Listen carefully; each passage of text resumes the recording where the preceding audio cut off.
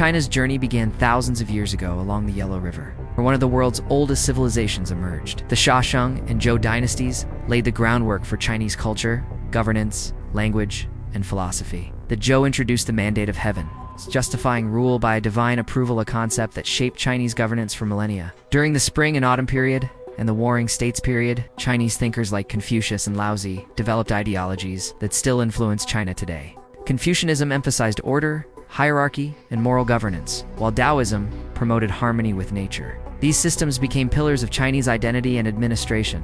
In 221 BCE, Qin Shi Huang unified the Warring States into the first centralized Chinese empire, the Qin dynasty. He standardized weights, currency, and writing, and began construction of the Great Wall. Although the dynasty was short-lived, it set administrative precedents for future dynasties. The Han dynasty is often considered a golden age in Chinese history. It expanded China's territory, established the Silk Road, and solidified Confucianism as state philosophy. Han governance systems and bureaucratic methods were emulated by later dynasties and even modern Chinese governments. The Silk Road trade routes brought Chinese goods like silk, paper, and porcelain to the Middle East and Europe, connecting China to the wider world. These exchanges not only spread Chinese culture, but also brought in foreign ideas and wealth, enhancing China's global status. Chinese civilization led the world in many innovations, including paper, gunpowder, printing, and the compass. These inventions had profound impacts not only within China, but also globally, laying the groundwork for technological advancement across continents. The Temps and Song dynasties oversaw periods of immense prosperity. Urbanization, maritime trade, and commercial development flourished. China was the most populous and technologically advanced society on Earth during the Song, developing early capitalism and a sophisticated bureaucracy. In the 13th century, the Mongols under Kublai Khan conquered China and established the Yuan dynasty. While foreign rule disrupted native institutions, it also expanded China's reach, integrating it more deeply into a global empire stretching to Europe, increasing cross-cultural trade and contact. The Ming dynasty restored Han Chinese rule and expanded China's maritime power.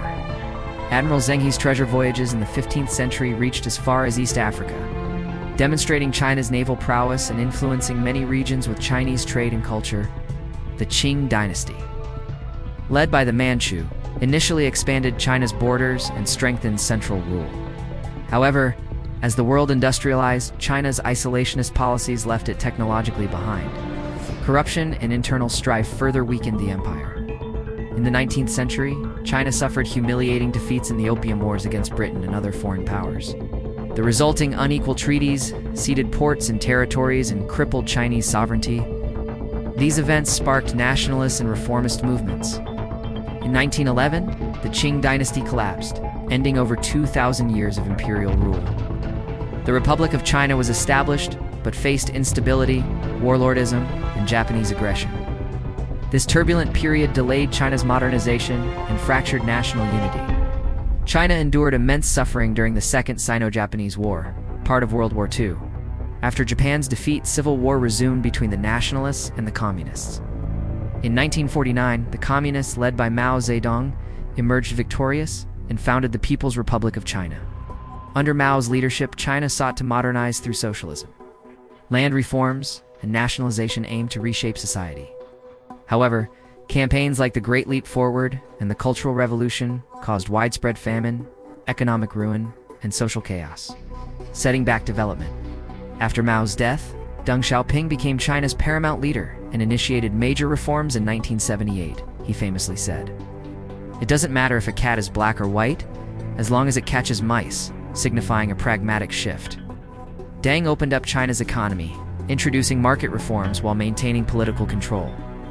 Deng created special economic zones like Shenzhen, which attracted foreign investment and technology.